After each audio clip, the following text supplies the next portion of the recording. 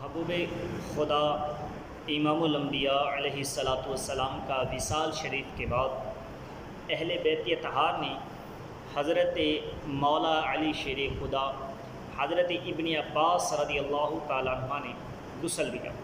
مولا علی شیر خدا فرماتے ہیں آقا کریم کے جسم نور سے غسل کے وقت کوئی چیز بھی برآمد نہیں ہوئی، جس طرح کے دوسرے لوگوں کے شکم وغیرہ سے نکلتی ہے۔ اس پر حضرت مولا علی شیر خدا نے عرض کی یا رسول اللہ میرے ماں باپ آپ پہ قربان ہوں کہ کتنی پاکیزگی اور خوشبو ہے آپ کی حیات میں بھی اور آپ کی ممات میں بھی۔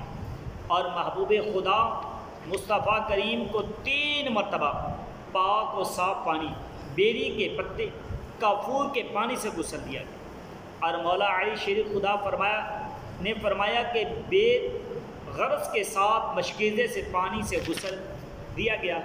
بیر غرض یہ کنواں ہے جو مدینہ طیبہ سے شمال کی جانب نصف میل کے فاصلے پر واقع ہے۔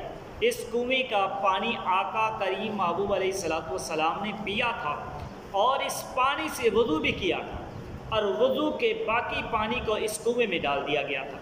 رسول پاک صلی اللہ علیہ وسلم نے اس کنویں یعنی بیر غرض میں اپنا لعاب دہن بھی ڈالا۔ آقا کریم محبوب علیہ الصلوۃ والسلام کی وصیت تھی کہ مجھے بیر غرض کے ساتھ مشکیزے پانی سے غسل دیا جاتا۔ جب غسل دیا گیا میرے آقا کریم محبوب کی پلکوں کے نیچے اور ناف شریف کے گوشے میں کچھ پانی جمع ہو گیا۔ حضرت مولا علی شیر خدا رضی اللہ تعالیٰ عنہ نے جب اس پانی کو اپنی زبان سے چوس لیا اور پی گئے، حضرت مولا علی شیر خدا فرماتے ہیں کہ اس پانی کی برکت سے میرا سینہ علم آگاہی کا خزینہ اور میرا حافظہ بہت مضبوط ہو گیا۔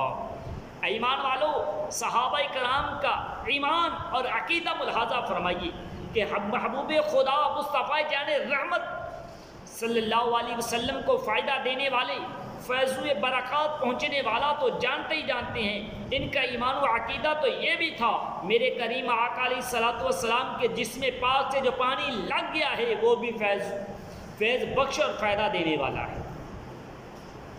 اللہ اکبر!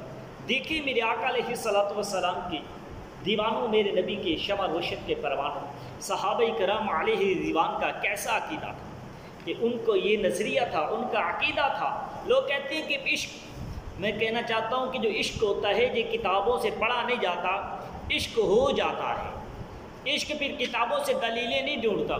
کسی نے پوچھا کہ یار جو عشق ہے، میں نے کہا اگر عشق ہوتا تو پھر تمہیں کوئی چیز نظر نہ آتی۔